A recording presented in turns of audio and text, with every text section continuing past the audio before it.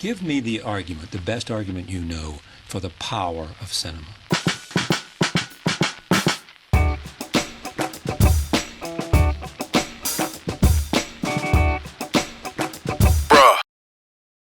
Sup, bro? What's up, bro? And welcome everybody to the show. This is Peliculas with the Bros. My name is Adrian. My name is Ivan. And Peliculas with the Bros is a podcast, a show where me and my brother Ivan talk about movies. Each week, we watch a new movie, and then we talk about it here with you all of you people. But before we get into that, thank you for listening. Thank you for watching to Peliculas with the Bros. Like I said, we do this every week. What would really help is if you subscribe to us. If you like the video, you can press the thumbs up button. You can leave a comment and we'll talk back. We're known to talk to our guests. We love to talk to our guests. We'll go in depth with you. We'll go low depth. However deep you want to go, we'll go deep with you. You know what I mean? So leave a comment, leave a review. We would very much appreciate it. Subscribe to us on any podcast platform. We're there. Any kind of podcast platform you use, whether it's Apple Music, Google Podcast, Apple Podcast, Stitcher, Deezer, iHeartRadio, wherever you find your podcast, Spotify, we're going to be there. Just look us up, Peliculas with the Bros. And share us with your friends that like movies, you know what I mean? If they like movies, send them us, and they will like it as well. But today, Ivan, we're going to fire up the Saab 900. Maybe you. And checking our rear view mirrors Not me. as we take a long drive down a windy road that might lead us somewhere Pass. or might not. Yeah. Ivan, what's the movie? Drive My Car. Exactly. Drive My Car is the movie of the week. It's a movie based off a short story created by Haruki Murakami. Little preamble. We're going to mess up a lot of Japanese names in this podcast. You are. Okay. I'm going to mess up a lot of Japanese names, so forgive me. I'll try to brush up on my Japones after. But short story by Haruki Murakami. But this is actually written and directed by our boy Ryusuke Hamaguchi, with a co-writing given to Takamasa Oe. Don't give me that little... Don't hold in your words, Ivan. Be blunt. But yes, directed by Ryusuke Hamaguchi. He is a director of many films, and today we're talking about his movie, Drive My Car, which is up for contention for some Academy Awards. Has a lot of critical praise as of late. That's what sort of got me into this, wanting to watch this movie.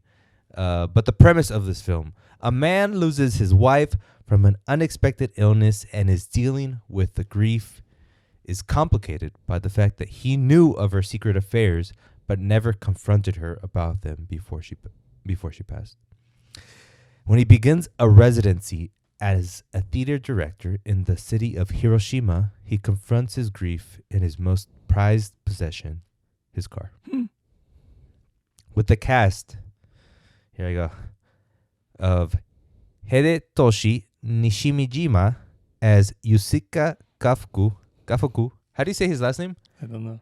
Kafuku Nishijima. That's a great last name. Toku Murai as Misaki Watari. Masaki Okada as Koji Takatsuki.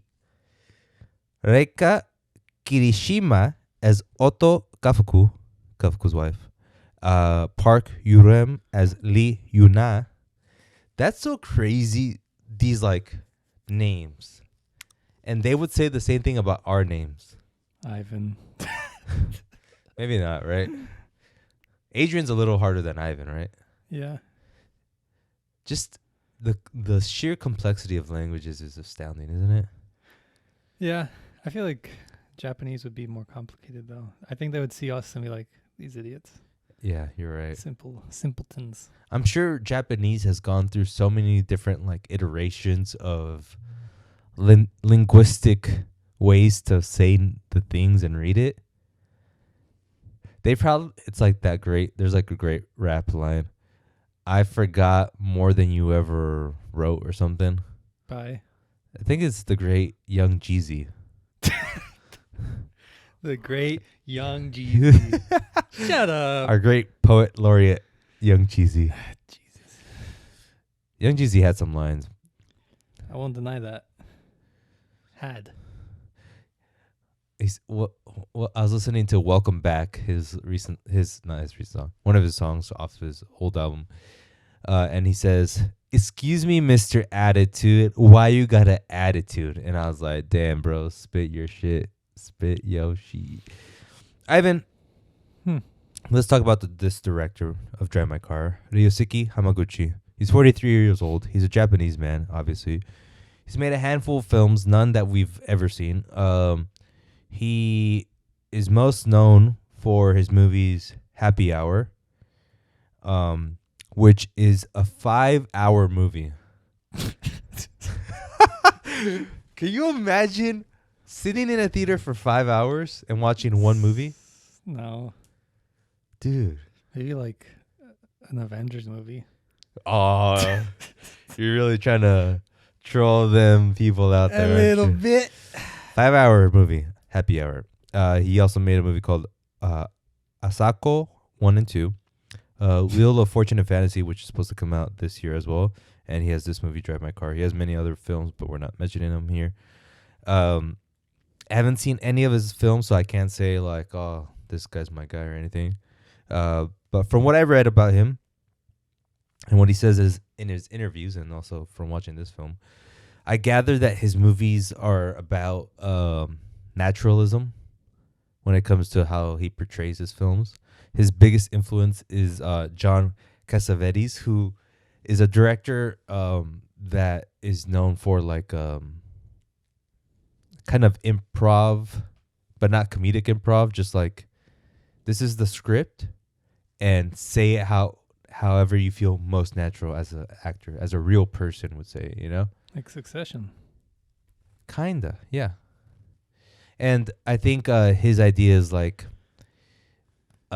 movies are, in essence, are the wrong way to act. What? Like, if you're trying to portray something through a movie, you're essentially already starting off incorrect.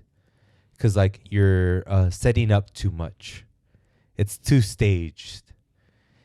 The real way... Stupid. The real way to do it is to sort of forget everything and just be in the moment, be natural, be you, but through this character. Agree to disagree. Hey, this is him. This isn't me. No. Okay. It's you too. We can fight. What are you going to do with those fists? Kill you. Nah, you won't. Kill you dead, buddy. Kill me dead? Yeah. I thought you were just going to kill me alive. Nah, not this time. Oh, man. The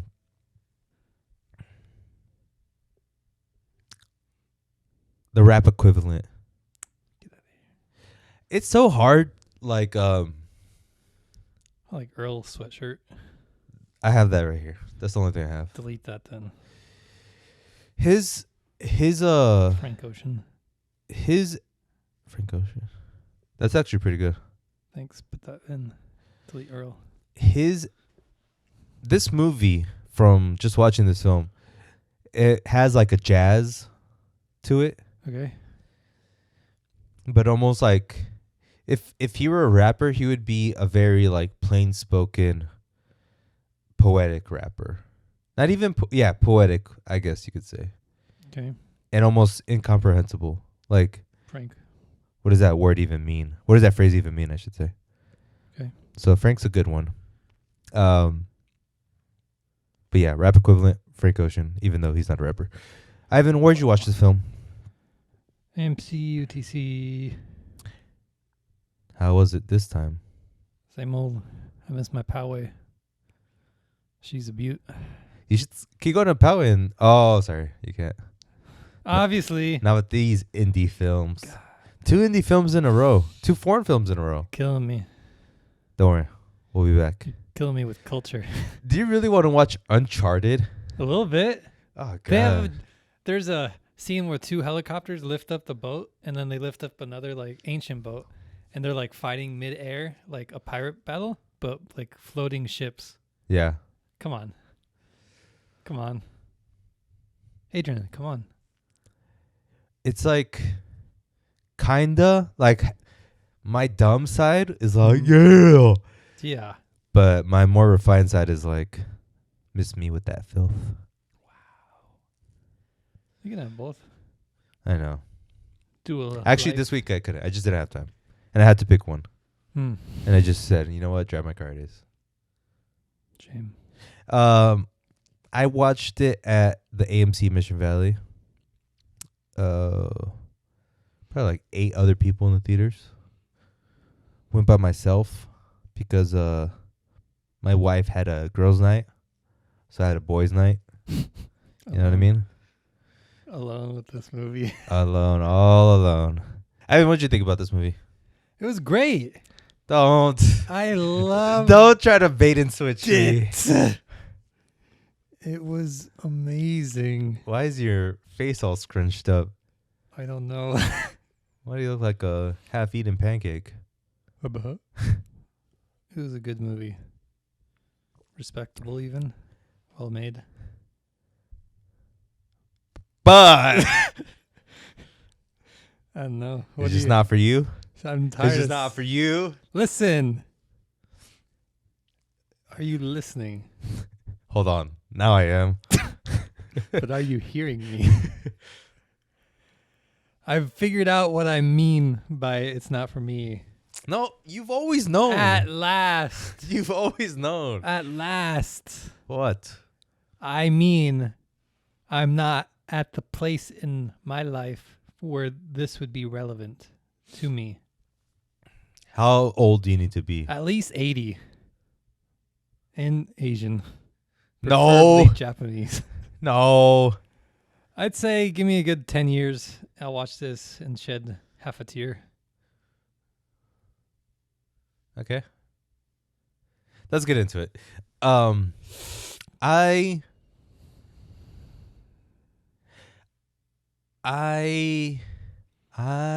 remember. Okay, this is the thing. With this film, 3 hours. it's 3 hours. And and it's slow. Oh, yeah. And there's hardly any action. There's no I wouldn't even say action. This isn't an action. This is a dramatic film. There's a car crash. There's a car crash? I mean, Oh, yeah. minimal. Dang, I forgot about that. Come on, that was the best part. There's a car crash. But this film is it's just like a day in a normal person's life for 2 years. It's a vibe, you know? You just watch, you vibe with it. Like, oh, this scene is a vibe. Just vibing, you know? Yeah. Like you vibe. And Vibe. everything is very subtle. There's nuance to everything, obviously, but everything's very subtle. Not overact. It's like the most simple acting, true acting. Like there's no exaggeration. There's none of that. And the film is about a guy dealing with the grief of his wife passing, and how he deals with that. It comes out weird sometimes. He works a lot. He doesn't talk about certain things. He sort of hides.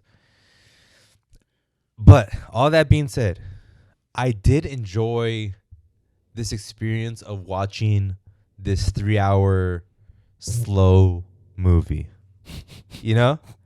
And then I was thinking, I enjoy this, but I don't like it.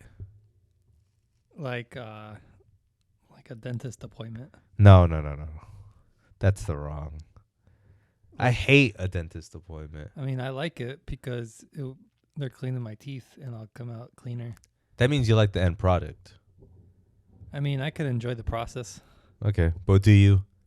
I do at times. Like, it's a little meditative. All right.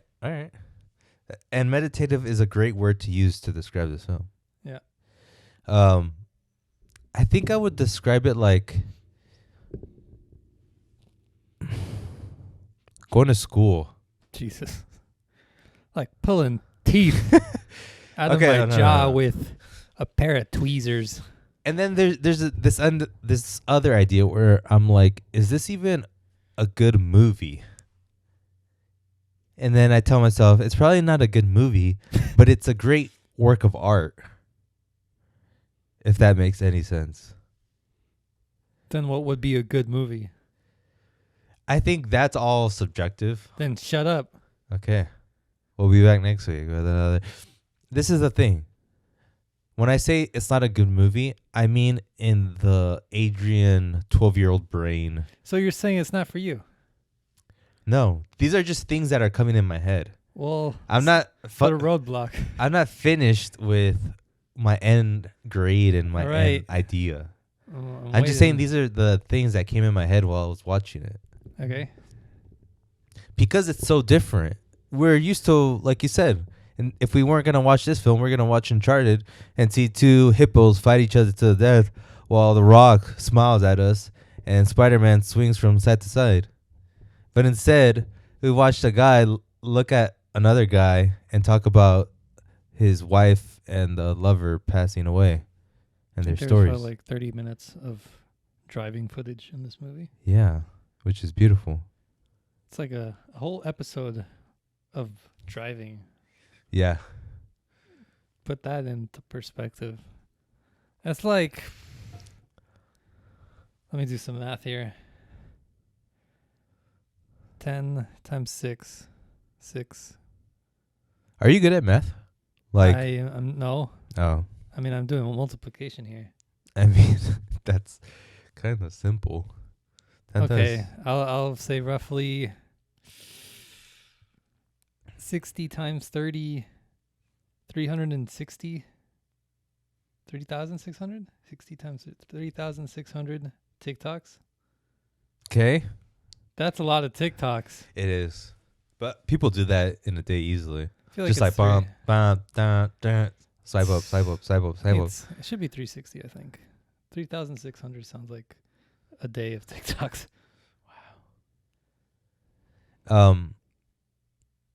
But another thing that I like is just that this movie made me think about all these things.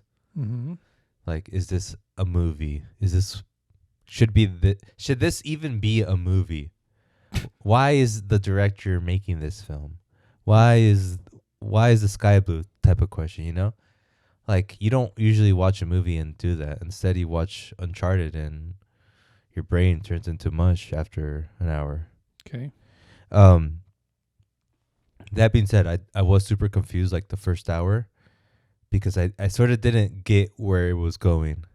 Like, so much dialogue, the whole relationship between the wife and the husband just being sort of kind of like you don't know if they really love each other. Mm-hmm. I didn't really understand that they were husband and wife until a little bit after. And then like the stories that they tell each other, that was kind of confusing because I'm like, what are they doing? Like, why are they telling each other stories? And what are these stories about? And then you learn that they're both in basically film and theater, you know? That was interesting. All that being said, though, I do like this movie a lot. Okay. And what do you think about this idea? Like, is this a good movie? Yeah. But this wouldn't be a good movie for everyone, right? But every movie could be said about. Yes. But for most, this movie would be like, that movie is so slow. Like, they would miss the whole point of it. How would you get, for a layman, for a plumber down the street, how would you say they should watch this film? Like, you know what? In what context? A Netflix 3-part show. But when they're watching it, how should they think about it? Just like watch these people make judgments. I don't know. I would tell them, watch it and think about what you would do in their situation. in every chance that you have. Okay. Because I feel like that's sort of the reason the movie's so slow and so long. Because the movie sort of feels like you're living in it rather than you're watching it. You're sort of living these moments real time with these actors. Okay. Like the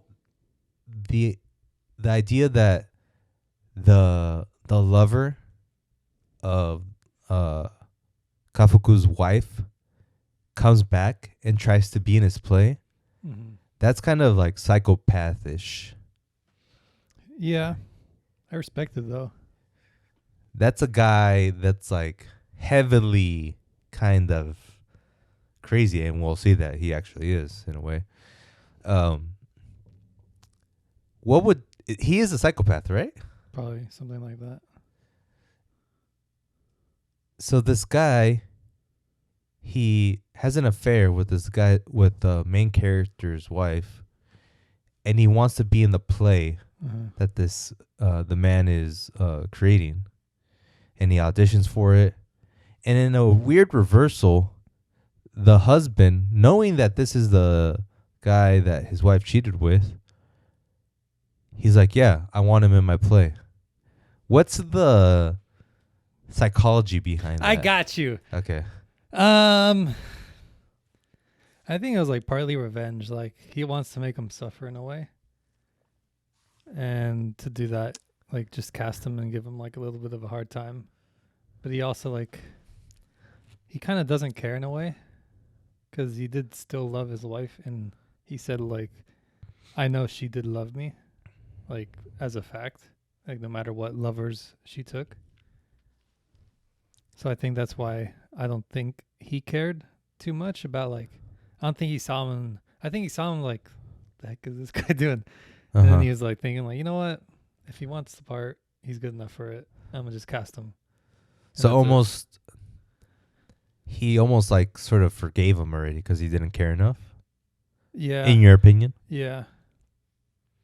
Also, maybe he was like, I need to get closer to this guy. Because maybe in that way, I could sort of figure out why she did this. I think. Why she cheated on me. Because that's a big idea of the film, But too. he said, like, she had multiple lovers. Mm-hmm. Like, he sort of knew that she had multiple lovers, yep. And I think I don't think he cared enough to know why. And I don't think he really wanted to know. Because if he wanted to know, I think he would have confronted her. But he said he didn't want to confront her because he felt like he would lose her. But I think if he figures out like some truth from like whatever next lover or whatever past lover she had, he wouldn't want to hear it too. I would disagree with that. I think he's very scared of losing her. Mm-hmm. And that leads him to never question why she did it. But Yeah. once she passes away, he has this deep hole in his stomach from never knowing why she did that. And this is a way for him to get closer to that answer in some way. Maybe unintentionally, like I don't think he was looking at him like, I'm going to figure out why she cheated on me. Right. But I think he casted him, and then in the back of his head, he's like unconsciously, subconsciously, Yeah. he wants to figure it out. Yep. And it's like pushing him towards figuring it out. Yeah. This movie has, for all of its sort of slowness and its very paced out sort of flow to the movie, it has one sort of like MacGuffin. Maybe MacGuffin's the wrong word, but one object in the film that keeps appearing.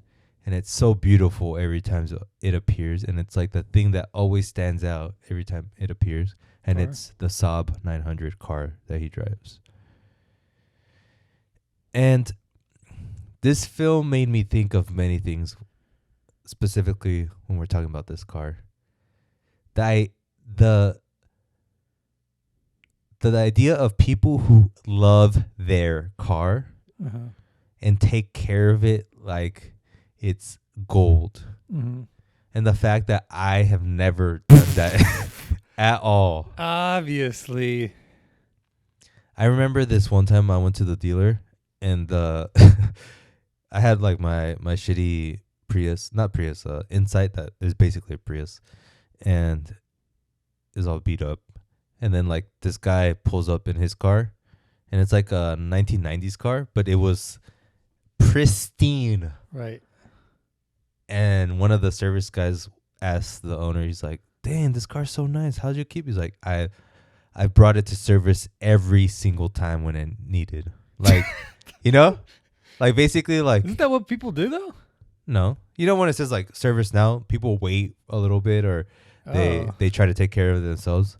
He probably like was on top of it. You know, there's certain people. I'm taking care of my car like him.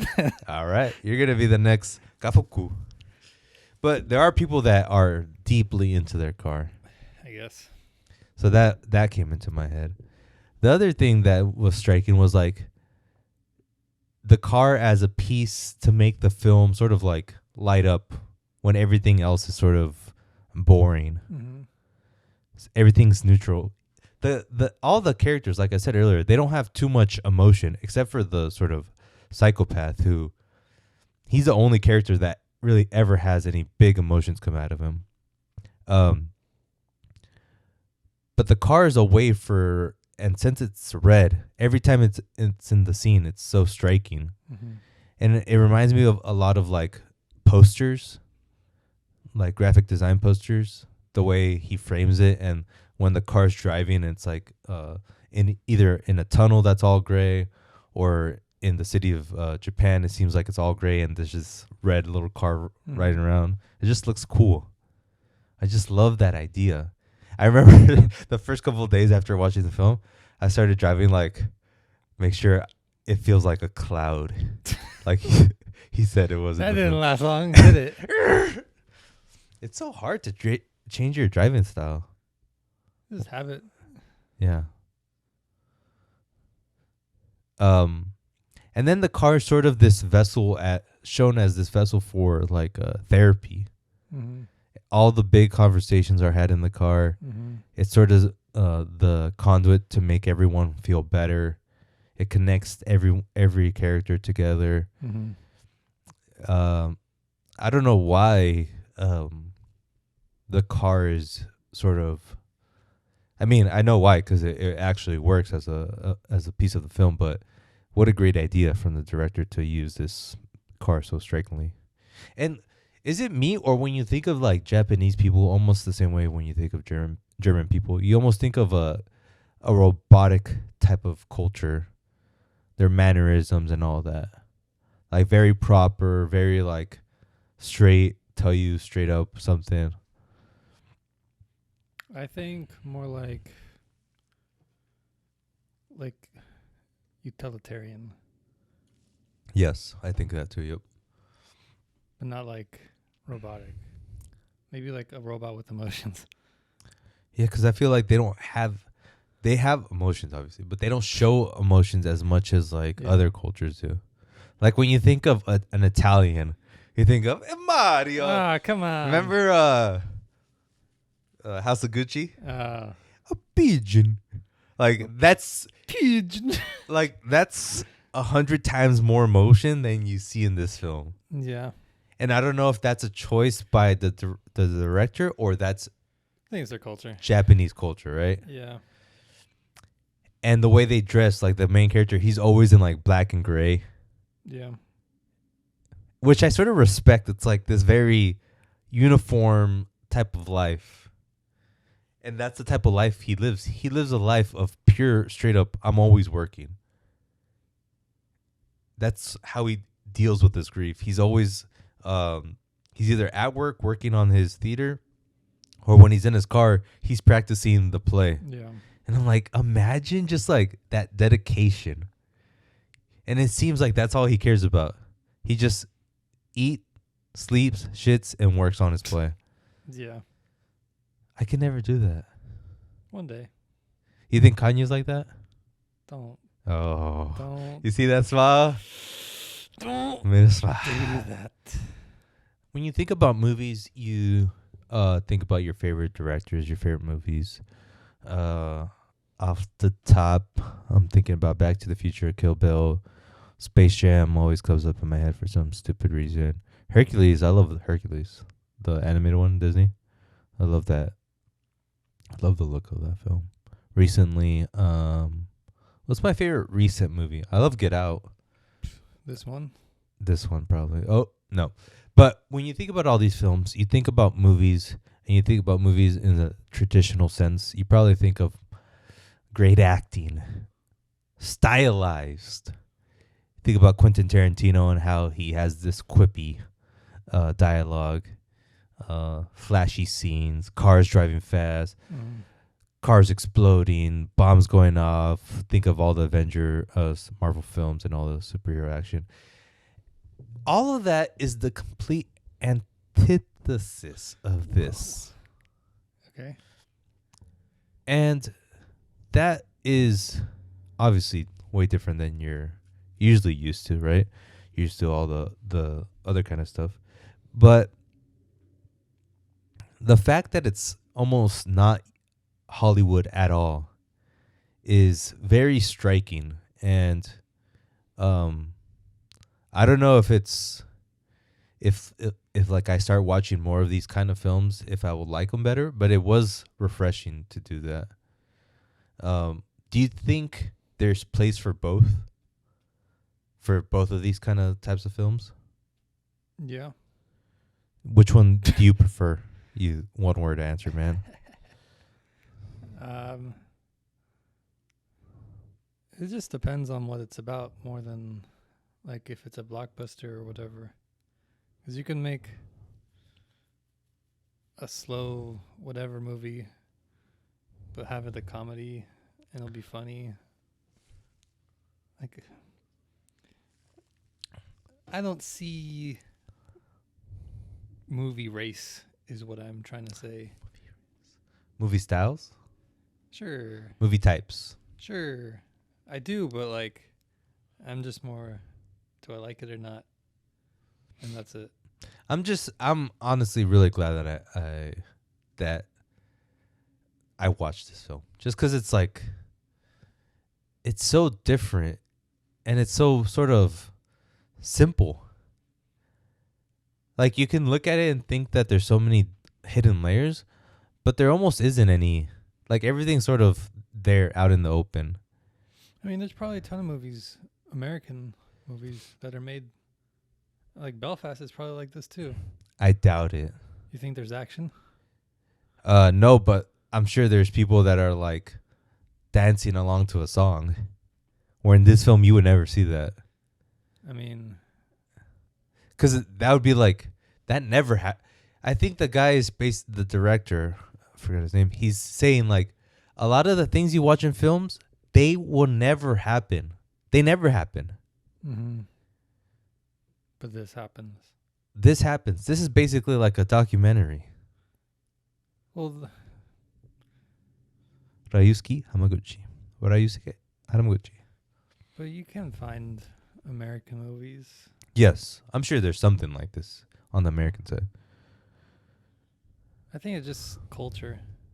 Like, Japanese culture is, I don't want to say more advanced, but they're just so different from us. Yes. Where they don't really want to talk about, I mean, I just watched one Japanese movie, but they don't want to talk about like whatever American culture talks about. Well, how do you explain animes then? Animes are like, whoa.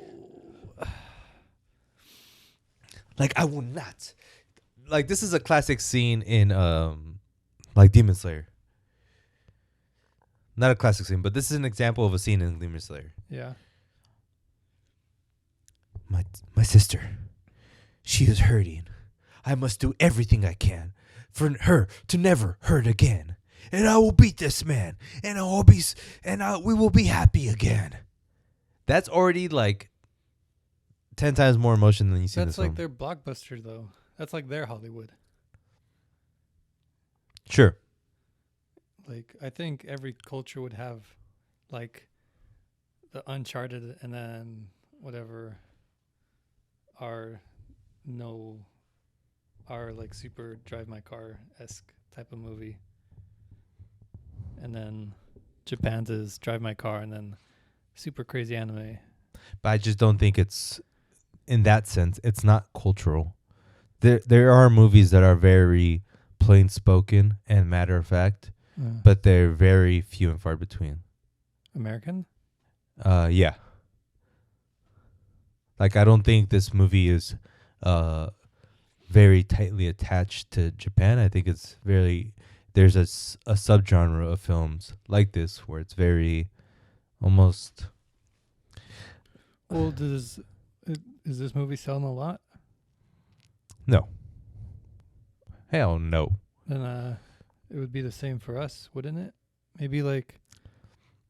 Maybe they just have the same exact stuff, but we have no idea what their Uncharted is right now.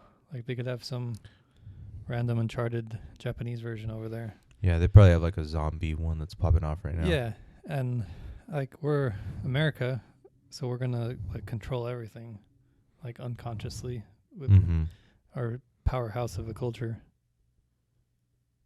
I don't know. Like, now that you're saying that, like, I'm thinking about Marriage Story and how much, like, you even think about that scene, because he's the character in that, played by our boy Addy Drivey. He's a playwright, right?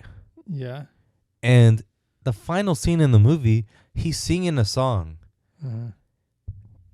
And he's being like very showy and almost Broadway-ish. Okay. Our boy over here, Kafuku, he would never do that. It's American and Japanese culture. I think just America is just more emotive in general. So there is like a layer of this film that, yes, it's plain spoken, but it feels even more dry because of the Japanese culture. Because I'd say Marriage Story is like super dry for like Hollywood standards. Correct. Like, yeah, they like go crazy, but even that's like, where's the blood? Where's the ambulances? Yeah, where's the moon falling into the earth? I wish. See, you had your blockbuster. Yeah, so, but it was only like an hour and a half. This was like 8 hours. Yeah. This movie is very meditative. Like I said, you feel like you're living with the character. Feel spacious. With the space between like the dialogue and with the flow of the movie, it gives you time to think about like random things. And I think that's sort of the intention of the director, of to sort of almost put you in this state of meditation while you're watching this. Like, see what you feel, see the emotions that come out of you. You don't need to be shove the grenade down your throat every 10 seconds for you to enjoy a film. That's what Death Stranding was. Yes. Okay. Because you do like Death Stranding being what? like a ton of walking. No, I'm saying that. What is Death Stranding? Oh, it's a video game by the illustrious Hideo Kojima. Funded by PlayStation, only on PlayStation, on PC now. But it's very much a walking simulator, as they say. But it does have action scenes. But that's just because he also likes action. He's a movie buff, but like American. Yeah. I'd say he's like the Tarantino of Japan, but he even is soft spoken, Right. like compared to us. But in Yeah. Japan, I'm sure he's like, this dude's crazy. He's wild. That's funny. Yeah, I can see that. But the whole game just like, I'd say 80% is walking, and then like managing because you're a mailman, but in rough terrain in like a far distant future in America. So you're doing a lot of walking and then managing your mail on your back and on your legs and stuff. Yeah. And then like 10% of the time you actually fight something. And it could be more if you like mess up, but if you're good, you probably don't have to fight much. But a lot of it's just walking, and like the point of the game is to just make you think, like, about the world and what he's doing. Yeah. Like that. And in that sense, it's very, things like that are very experimental, you know? Mm-hmm. And it's, they're the things that are considered experimental are seen as like whack. Mm-hmm. Like, oh, that's stupid. All you do is walk the whole time. Oh, that movie's stupid. Nothing happens in that film, you know? Oh, that's stupid. Playboy Cardi, he's just screaming. He's not saying anything. I've changed my stance, but I still don't like him. You sound like the oldest man ever. I changed how I feel about him, but I still don't like him. Don't bring him around the house while I'm here. No, sir. So, shout out to Hamaguchi. I love that. There's a lot of talk about plays in this film, or at least the character in this film. He's a theater director, and I think that's a subtext to this film that if I knew about those plays, it would probably enhance the film a little bit better, like meta stuff, you know. Mm-hmm. But there is like a meta thing that I sort of did catch on, which is like the play that the theater director is holding in this movie. It's called Uncle Vasa, yeah, Vanja. Vanja, something like that. Sorry, it's a Russian whatever play, and there's this idea in that play that there's a lot of suffering by all the characters, you know? Mm-hmm. And that's something that's happening in this film. The director's suffering a lot, and he's just trying to find a way to cope with it. At the very end, at the end of the play he's making, one of the characters says like, yeah, we're going to suffer, and we're going to suffer until the day we die. But when we die, our Lord is going to ask us like how we are doing, and we're going to just say we suffered. And he's like, okay, now you get to be happy, which is very hopeful, some might say, but it's a sort of like a way for the director to say, this is the message of the film, you know, like just endure all this suffering to be happy. And what better way to deal with grief than in this city of Hiroshima, you know? I was looking up Hiroshima. I'm like, damn, I can't believe what we did there. I didn't. I mean, technically we didn't because we're immigrants. Don't do that. What the heck? We're not immigrants. But like, none of our ancestors are responsible. Like, we shouldn't have any. True.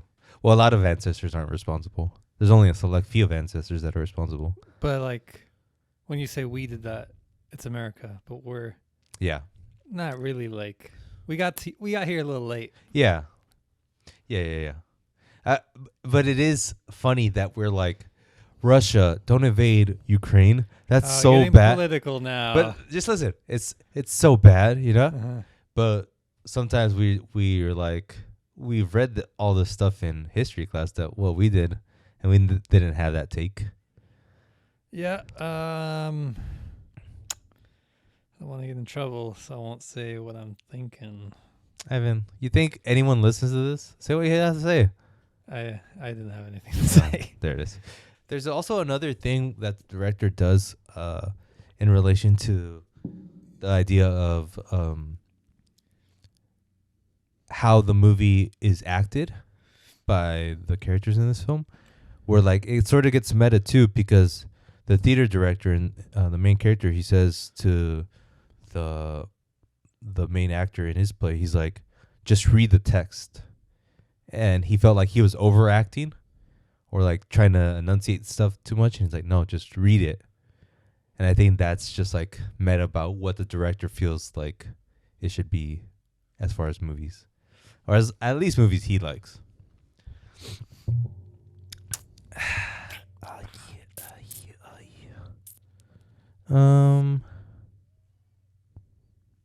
Rewatchability, Ivan. No. Come on. I'm gonna watch this movie in 5 years. I mean, you know, there's this part in the film that I felt like I was watching. I should have said that. It reminded me of Gran Turismo. And not Gran Turismo because of race cars, but Gran Turismo because in the loading screens, is it loading screens or is it the other screens? What's the screens that like you're picking stuff and what are those called? Select screen? Yeah, in the select screens, they would play like this light jazz music. Oh, okay. And then like in whatever, Burnout or Need for Speed, or play like NWA as in the still screen. Yeah. In Gran Turismo, you just like Ding, ding, ding, ding, ding. yeah, and be so like gentle, and that's what this. I think that is Japanese, you know, like the Japanese made Gran Turismo. Yeah, Some cokeheads in Miami made Need for Speed. it's our culture bleeding through what we create. God, we need to adopt some Japanese style, you know. They can say kids. That too. Okay. What if we can just like slowly change the Japanese culture by adopting Japanese kids and giving them how they should be. And give it back? Yeah. Like, Quentin Tarantino. I think we'd make just like psychopaths. Here's some DMX. Here's some Kanye footage. Good luck. Send out such a fan. Ooh. So medium rewatchability for me. Okay. Low for you? Yeah. Best scenes. You can say something. Near the end, when they're performing the play, Lee, which is one of the actresses in the film, and Kafuku are performing the play, and Lee just tells them like, "You must endure," and she's doing it in sign language. Oh yeah. And I felt like that was very, for being the one that can't speak. This actress who's deaf, she does like the best acting job.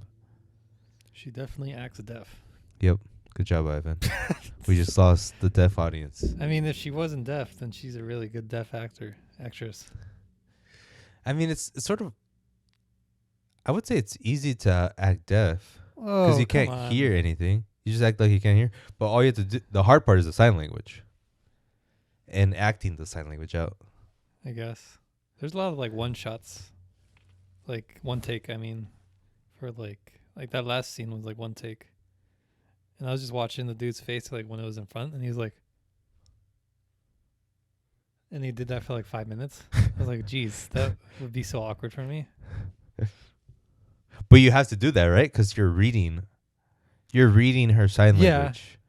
But you're also in front of everyone, and that's like all you're doing for 5 minutes.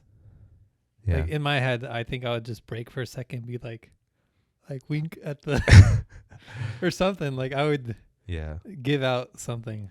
Yeah. Another great scene. I love all the scenes where they're just filming the car. The tunnel scenes. Who knew, like, I think that's something that the director does find like beauty in the most simple dumb things. But I think that's accentuated by the fact that you're watching a movie in a theater. Like watching a car drive by in a show, you're like, all right, a car drove by. Mm-hmm. But watching it in a movie and really doing a long take on it, you're like, oh, wow. That kind of looks interesting. Cinematic. Yeah. But I think it goes back to like almost anything cinematic if you put it on a cinema screen. Wrong. Okay. I'll take that. Comparing this movie to the last movie, like it's similar in themes where it's like just talking, right? Yes. But this one, like it is more cinematic. Like I remember saying on the last one, like this could be a Netflix show. Yeah. And it'll work. Yep. Or I could just watch this movie on Netflix. I wouldn't lose much. But if I watched this movie on Netflix, I think I'd lose a little bit because there's a lot of the shots where it's just like the car driving like a windy road. It's like, shh. And then I could watch that for hours, dude. I don't know. I think I could. There's the scene this is probably my favorite scene when it went super silent when they went to the snow. Yeah. Like that's super cinematic. Yeah. So maybe like just the wide shots Wide shots and like the use of no sound is like, because there's gonna be sound at home no matter what. Like just I don't know, farting, stuff like that. You know, the usual 5-second fart that you know, how everyone farts every 5 seconds, right? Little farts, you know, just casual farts, Casual farts. not serious farts, just casual farts. Whoa, that was a serious fart over there. Is he okay? Does he need help? But like those random sounds like cooking, Yeah. TVs in another room, Pots clanging, children crying, Elvis Crespo playing Suavemente. women getting beat. Jesus, is this your house? What? What did you say? Who? But in the theater, it's like if there's no sound, there's no Yeah. sound. So My that's my biggest fear is in a theater, no sound, and your stomach just go. there's points in the movie because I wasn't alone. Like there's a couple behind me. Making out. No, Oh. but like it's silent often in the movie, and I don't know. They're like chewing popcorn during each of those parts. It's like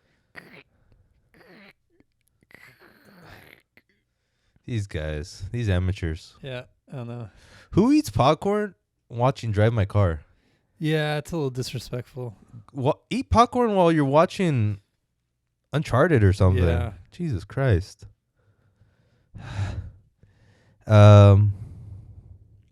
And I love the scene where Koji and Kafuku, Koji being the actor, they go in the car and they talk about Otto.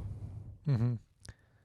And just like that whole tension when he's like, yeah, I heard that story already. He's like, no, it's different. And I'm like, you son of a bitch. You know the whole story. And it's like, Yeah. as the man, I would be like pissed. Well, the whole time I would be pissed. I would never hire him as an actor, you know? But this guy hired him as an actor, and he knows that she only talks about that kind of stuff when they're having sex. So how, you know, it's like I would have Yeah. the restraint and the tension that was there. It's like, But Jesus. it's a little more satisfying to make them uncomfortable with like Oh yeah, I agree. you make them work and then you say like tweak that little word you said a little bit, but you do that a million times and then they go crazy. And then you kill them. All right, let's rate this movie. 4.25. You dirty dog. 4.75. All right, jeez. That was a straight up critical take. So not according to your tastes. Yep. You coward. According to my taste, it would be like a 4.25 or 4. So we got the same score. No, 4.75 tickets out of 5 for me. I think this is a movie that's like, It's not for you. you have to watch it. What? Yeah, like, call me crazy, but this movie, you have to watch it. Never heard of a movie like that. It's just like, this is a film, man. You at the start, you're like, "Is this a movie?" I know, that's what I'm saying. That's what I was thinking while I was watching it. This is like a movie that you buy the Blu-ray DVD. No, you buy the Criterion Collection version of this. Yeah. And you freaking store it in your thing and you say, this is a movie, guys. Collecting dust and everything. Yeah, collect dust. And then you pass that down to someone you love. And that's how important this movie is. Okay. Guys, watch Drive My Car. It's slow. It's slow, It's boring. but it's boring. What's that? It's in Space Jam. I'm slow. What does he say? He's trying to get on the team with MJ. The fat guy. Yeah, he's like, I I'm don't know. slow, but I'm fat. I don't remember. Something like that. Great line. Ivan, it's time for your favorite section. Things. Oh, things and such. Time for a section you like to call. Things and such. Have it. Did you see the Elvis documentary? Heck no. I didn't even know that existed. Sorry, not the Elvis documentary. The Elvis trailer. I don't know why I said documentary. Oh no. Was it good? It's by it's interesting. It's the director is the guy that made Moulin Rouge and Romeo and Juliet and Australia. So it's gonna look like that, like very stylized. Okay. It's like the opposite of Drive My Car. Okay. I don't know. It was just really interesting watching the trailer. Who's Elvis? Guy, a newcomer, I think. Should have been, I don't know, Tom Holland. Oh, it should have been Tobey Maguire. That was so good. Doctor Strange, you see the trailer for that? Isn't that like a month ago? Brand new one. No. Professor X's voice comes out. Oh, yeah, I saw that one. You idiot. You idiot. You think X-Men are going to show up? I think it's going to be like, it's not actually Professor X, or it's like different dimension Professor X. I don't think it's going to be like, we're not going to get that Professor X in this, like as a occurring character, reoccurring. I think he's going to be like in a council of multiverse geniuses. It's going to be like Professor X, I don't know, like some Doctor Strange kid version, you know? But it is Professor X. Yeah. Okay. But I don't think it's just going to be like a one-off sort of thing. But is this the birth of X-Men in the Marvel Cinematic Universe? Probably. Okay. That's what I was getting to. It's exciting, right? Yeah. In a way. Yeah. I just don't like there's like 20 new characters in this film. But I like the look of it. And I like Raimi. My boy Raimi's back. Send me Raimi. The thriller, the horror master himself, you know. It's gonna be scary. This can segue into the next topic almost, but Donda 2. Didn't hear. I got a bone to pick with you. Me? Yeah, you. Why me? 'Cause you suck. Tell me something I don't know. You smell too. Oh, damn it. Thought I smell too. I what's was wrong? supposed to watch Donda 2 on Tuesday night, but I had to watch some other 3-hour malarkey on that same Tuesday night. That's your fault, dude. There's no other day I could have went. Still your fault. They're not going to help you. I'm waiting for them to say something. So you didn't watch like the recap or whatever? Or Nah, I'm just going to wait till the album's out, or like he has another. How's he going to release it? Because there's this whole stem player bullshit. Oh. Talk to me. Because I don't just- want to talk back. I don't think he's ever going to release a normal album again. It's just going to be like a Bandcamp sort of thing, but his own platform. And That's fine, yeah. But I don't know. Like he could just drop it at any moment too. Yeah. He's definitely in some falling arc. Well, okay. To the idea of the stem player being the only way to hear this, according to him, or is it more so like if you want to listen to it, you can listen to it now on the stem player? I think it's the only way, but I didn't even like look hard. Like you might be able to just listen to it straight up. Yeah, I'm sure it's on the interwebs already, right? Oh yeah, yeah. And I'm pretty sure he'll release it, like you're saying, like on his website, like by the digital version now for $5. Probably. I think the way to do these kind of things is and these things, I mean like album releases, I think we should maybe get away from streaming services. I mean, I think Bandcamp is like a great idea, but I feel like it's a niche, you know. I think most people are gonna use streaming services, but then the argument is like you don't get enough money for the artist. All that being said, the reason he's releasing on the stem player and doing this differently is because he feels like when it's true too that streaming music doesn't give you enough. But I feel like the stem player is the wrong approach. I think like he just doesn't know how to do. He's not right anymore. Like he he has the good ideas. He has the right ideas, but wrong approach for everything now. Like he wants, like this stem player, obviously good idea to sell it on your own stuff. You make 100% of the money or whatever. He has like that idea of like his own basketball league, like Yeah.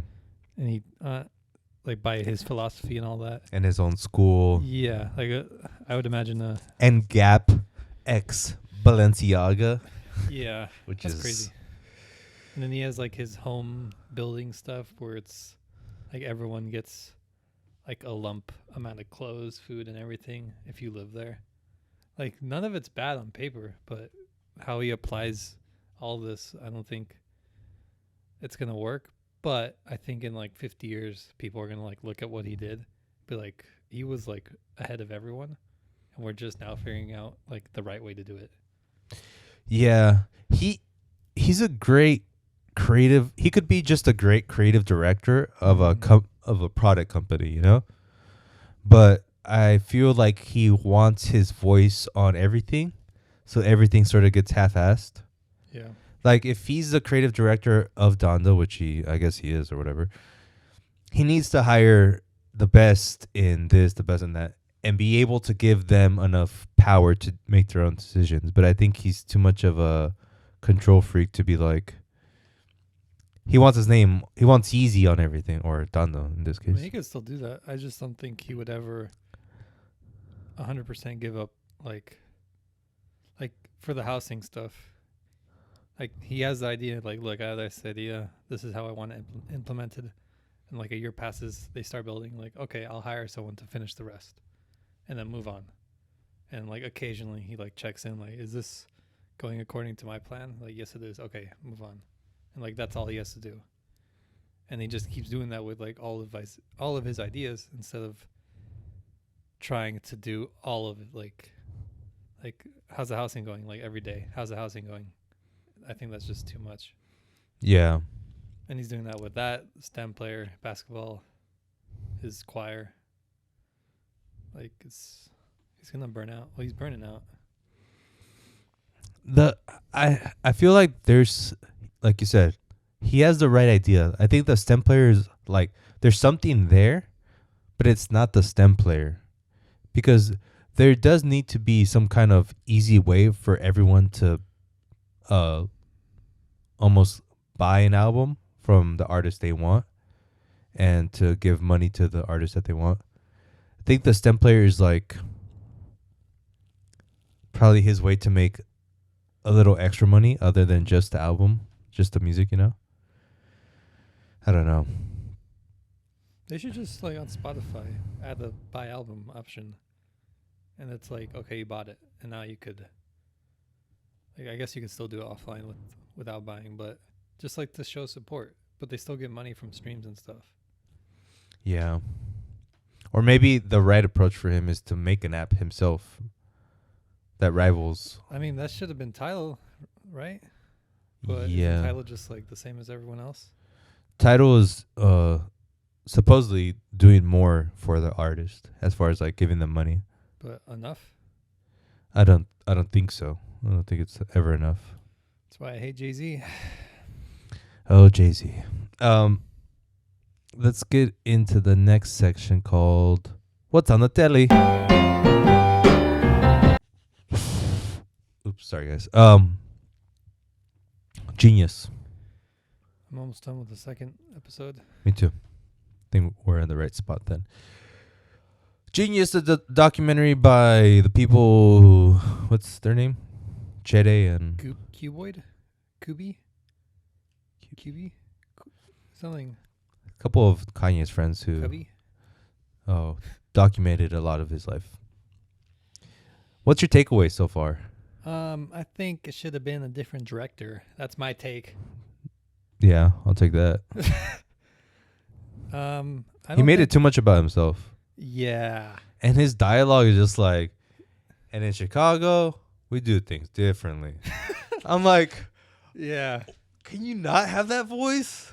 I know he's trying to say it professionally, but he should have. His come up was like he's a comedian, right? Yeah. Do that. Yeah. I knew Kanye, he was going to make it. And then he's like, we had some issues coming up that we never saw coming. Like, it's Kanye. Yeah. He's a little, I get, like, he's a newcomer, first of all. He's like 30 years in the game. No, well, a newcomer in, like, as far as making your own legit documentary. I guess, but it's like he should have hired. He had all the footage. He should have been like, look, I have gold here. But that's the thing. Like he has that, right? Yeah. He wants the credit. If he just said like, he could have the credit. Like he took all the stuff. He's like, look, edited by this, and this. Creative director, QB, whatever his name is. It's so wrong, but yeah. It's like something like that. Yeah, I know. Anyways, let's not talk about that because that's like our one gripe with it, right? Yeah. Do you have more gripes? Not really. Like I kind of knew most of the stuff. I thought it would be more like his whole life. Because there's even more footage of there's Kanye hired a different like a kid. I don't know. He's probably like my age at this point. But like, it's probably going to be where this documentary ends. But like, he's been recording his whole life since probably still today. I thought it would be that footage, but it's before. It was like late registration. Oh. So you didn't want that? You wanted like more recent stuff? I thought it would be like the old stuff and everything. But this is just like, this guy had this footage in his backyard, probably in a shed. And he's like, you know what? I wonder if Netflix wants this. Ah, come on. I mean, it sounds like. Yeah, no. This is a good documentary. Other than like the director, like the footage it contains and the moments it captures, it's like, it's even though we already all knew most of this stuff. It's very eye opening in the fact, not eye opening, but what's the right word? Sympathizing. Like no. Like when I saw this. Essentially, when I saw some of these scenes, it gave me like goosebumps. Okay. Because I love those moments where you capture like in the moment the come up. Or like Pharrell. Yeah, that. And also, now that we're talking about things we like, I guess, just showing how he had to do it. Like how everyone just saw him as a regular guy. But he's like, no, I got to make it. I got to make it. I got to make it. I got to make it. And how hard he pushed.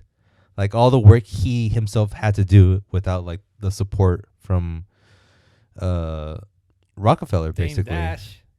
Stupid guy. You know, so there is. I was going to say stupid Dame Dash. And you're like, you know what? You're wrong, Ivan. No, he is. Everyone was stupid. Yeah. Everyone. But what I respect Dame Dash, because there's a scene. Did you see where he showed Through the Wire video? Yeah. And Dame Dash was there. The launch party. Yeah. And he was saying like, I thought like, oh, you're right. You want to rap, sure, whatever. Like that. Right. Okay. Like you have to understand that. But can't you? Okay, go. I totally understand Dame Dash being like, this guy. He's probably busy enough handling all Jay-Z shit, plus like the 10 other artists he's trying to bring up. And when he looks at Kanye, he's like, yeah, he has great beats, but I haven't really paid attention enough. Then he should have. But you need people around you to be able to do that. What do you mean around you?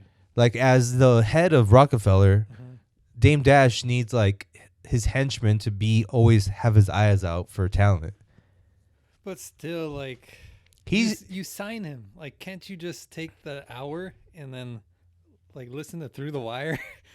Like it was done like months before that. True stuff. Like, but you also have to understand like how different it is to really listen to someone than just like listen to the song.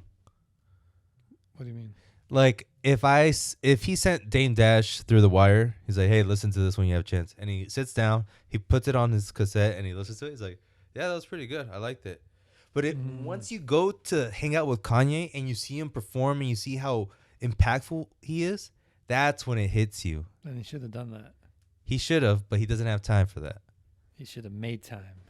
Anyways. Look, if I was Dame Dash, like how many people did he sign? Does like every hour he's like, oh, I gotta go to number 58 on the Rockefeller roster and figure out what he wants. Well, I'm sure they had like 10. One a day. Like, okay, I'm gonna hang out with Kanye for a day, see if he's worth True. the signing. True. I would, when like they announced that they signed Kanye, it sounded like a big deal and that they don't sign people often. Yeah. And if you sign someone, I would assume you kind of have to know their work. It's not like you shouldn't really guess. Like, I guess he's co-signed by Jay-Z. Like, is that not enough for you to be like, you know what? I'm going to listen to Through the Wire with Kanye. Yeah. Definitely there's some drops. They dropped the ball. The bureaucracy. But I think you also have to be like, understand like the situation too. Like, first of all, everyone's human. They're going to make mistakes, you know? It's a lot of mistakes. They did sign him. But that's like no budget for like his album. Like, sure. What the heck? Sure. But think of it this way, like there was never anyone like him. That's exactly why you should have thought about it more. Actually, I shouldn't say that. No one that came up like he did ever was successful. Okay. That's the better way to say it. There was never a producer who turned into a rapper and was like, "Oh yeah, they're the shit now." Okay. So they were just used to it most likely not going to work. It's like a form of racism. Producerism. Classism. Shout out to Kanye for... Wow. But he was just like, yeah, and that's what I love too, because he was like, when I first signed them, I thought he was going to just make an album with a bunch of other people featuring on the songs. Mm-hmm. I was like, that doesn't make sense. You would assume that he would do that because that was the norm, you know? But like Kanye's like, I'm not just a producer, I'm a rapper. That's like half the documentary. True. But, you know, I don't think Kanye always said that to Dame because Dame was so larger than life at that time. And Kanye, you even saw the different side of him of being timid, you know? That's funny. When he's like, just like... Like he was rapping on Jay-Z, like Bounce. Yeah. And like when he's done, he looks so like timid for like a split second. Yeah. Like a super, super, super submissive at that point. I was like, what the heck? Like you could see he's seeking for approval. Yeah. I love that. Scary. And you just see like, wow, he's like everyone. I'm like Kanye. I'm Kanye, guys. That was awesome.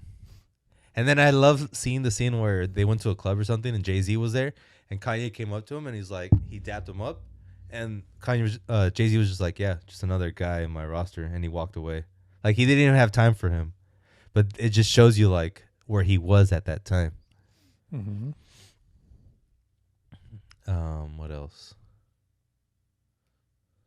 Anything else you like from it? I mean, no. It was cool to see the moments, but like I just knew a lot of it. Yeah. His mom. It was cool to see like how supportive she was and like, okay, I see how Kanye is Kanye. Donda, the anchor of Kanye. It would have been interesting to see his path if she was alive because she definitely would have like changed his music like insanely like a lot. Yeah. Especially like I think after Life of Pablo. Yeah. One can argue he would never be at the state of that. You know, like he would be a different mental state to even go that route. Because 808 was after that, right? Yeah. I mean, she passed away and then it was 808. Yeah. So you can already see like the complete shift.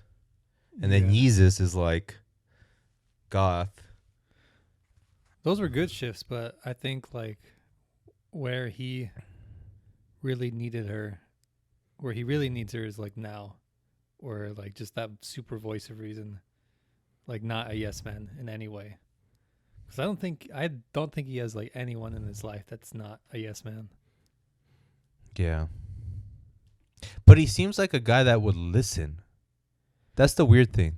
Yeah, but He probably has outbursts that make people that are willing to give advice like leave. yeah, Because I feel like Jay-Z sort of like that.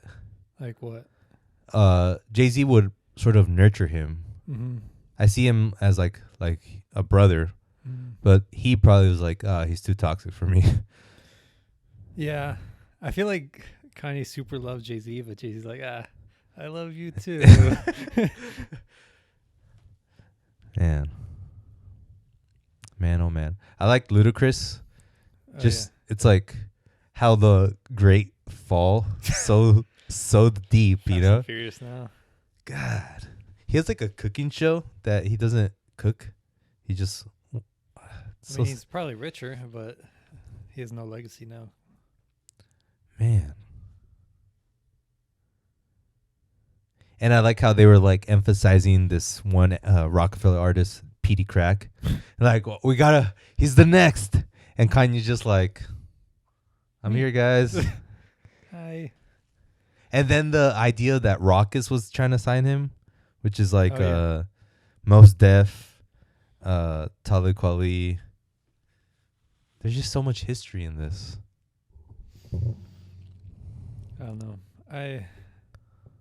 I would have signed Kanye. That's all I'm gonna say.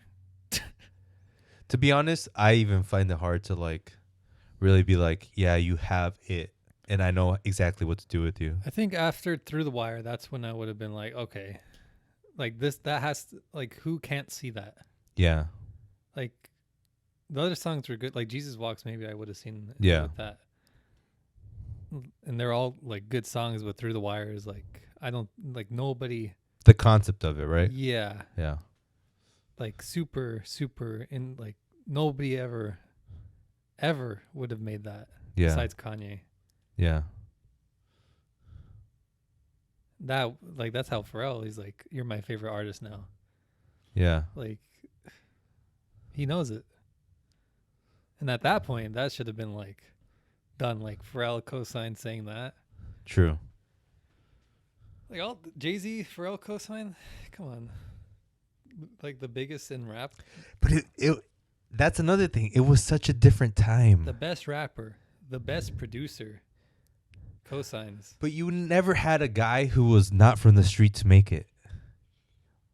That's the crazy thing, how rap has changed. Mm-hmm. Like he was the first, I wouldn't say first, but like, because Mos Def was in street, but he was also trying to be street. Like he was part of Rockefeller. Like they were saying, you're part of Rockefeller, but you're more like us. Mm-hmm. You're more like Mos Def and Talib Kweli. But he was a mix between those two. Because he went through both. There was the Drink Champs interview with him, and he was like, I'm sorry to the backpackers because I was like lying. I used you to get into the game, but once I was in, I was going to go a completely different route.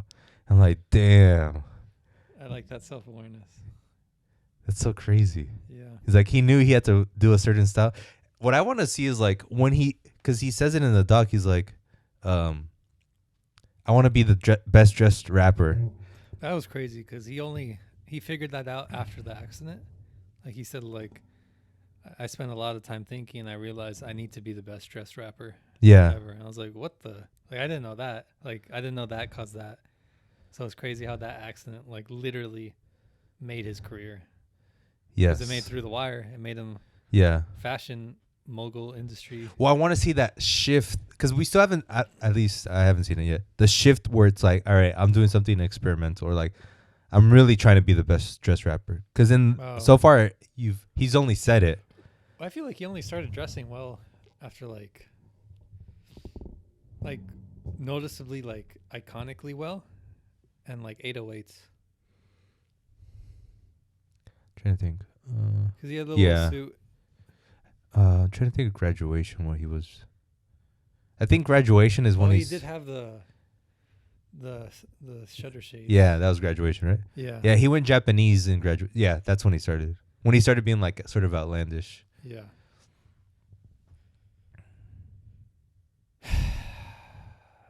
I'm excited for the next episode. I'm not. Why? It's gonna end with Cuboid over here saying, "And that's how me and Kanye did it against all odds." I knew when I saw Kanye, he was gonna make it. Don't worry, he'll get better. Hopefully. No, Well, this is all he has. He's not gonna. He doesn't have any other footage. thank God. What else? Nothing really right there. I think there was something else. Anything else you're watching? Me neither. It's time for a section we like to call "Really Be Bussin'." Anything you've been listening to?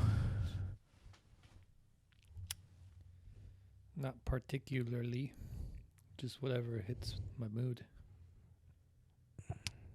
Trying to see what my recent play. Oops. I like Currency and Alchemist's new album. Probably good.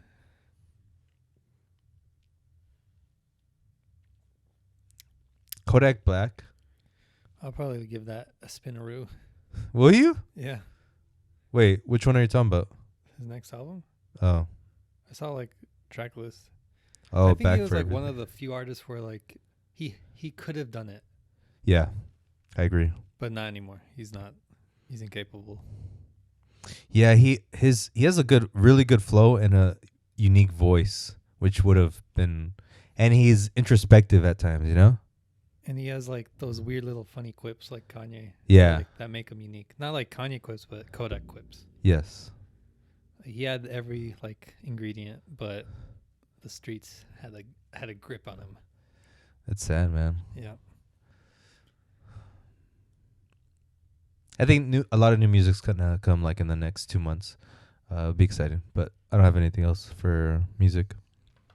Thank you for listening. Thank you for watching Two Peliculas with the Bros. It was another lovely episode with you all.